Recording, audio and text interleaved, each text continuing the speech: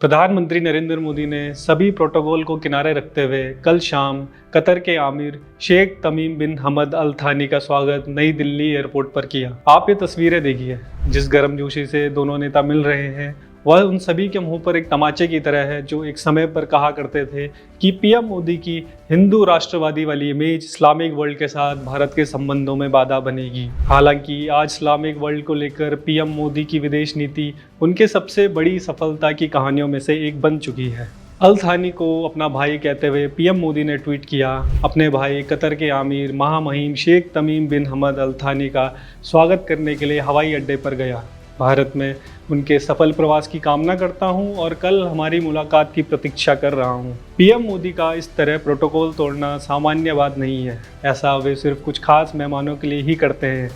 PM बनने के बाद से मोदी ने इस तरह सिर्फ कुछ ही मेहमानों का स्वागत किया है। इसमें शामिल हैं पूर्व अमेरिकी राष्ट्रपति बराक ओबामा, जॉर्डन के किंग अब्दुल्ला, यूएई के राष्ट्रपति शेख मोहम्मद बिन अल जायद अल नहायन और बांग्लादेश की पूर्व प्रधानमंत्री शेख हसीना। कतर के आमिर 2 दिन की भारत यात्रा पर हैं।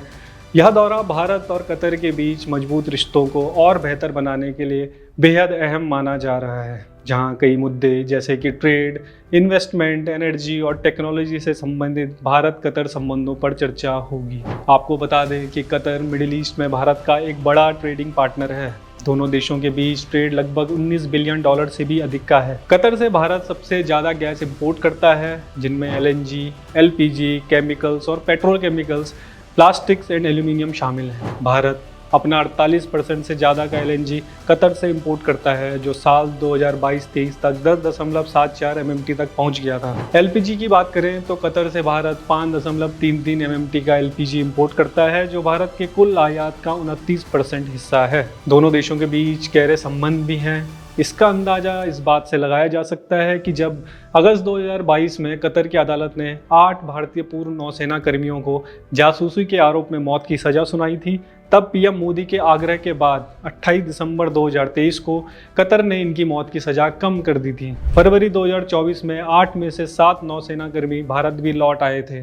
रणनीतिक लिहाज से देखा जाए तो कतर मिडिल ईस्ट का एक बड़ा खिलाड़ी है, जिसका इस क्षेत्र की पावर डायनेमिक्स में एक बड़ी भूमिका है। गाजा की जंग में चल रही पीस टॉक्स में कतर का इंपॉर्टेंट रोल रहा है और बंधकों और कैदियों की अदला बदली में भी कतर ने मुख्य भूमिका निभाई है। दोहा हमास के नेताओं की सीट भी है। पश्चिम एशिया में कतर की प्रभावशाली भूमिका और भारत की बढ़ती ग्लोबल प्रेजेंस को देखते हुए कतर के आमिर की यह यात्रा क्षेत्र की स्थिरता और विकास के लिए जरूरी बन जाती है। इसके अलावा अमेरिका और तालिबान के बीच जो अफगानिस्तान युद्ध को लेकर बातचीत हुई थी, वह भी दोहा में ही हुई थी।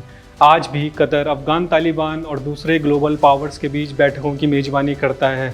अफगानिस्तान भारत के लिए कुछ सबसे इम्पोर्टेंट देशों में शामिल है। ऐसा इसलिए क्योंकि अफगानिस्तान में अस्थिरता का असर सीधा भारत की सुरक्षा पर पड़ता है।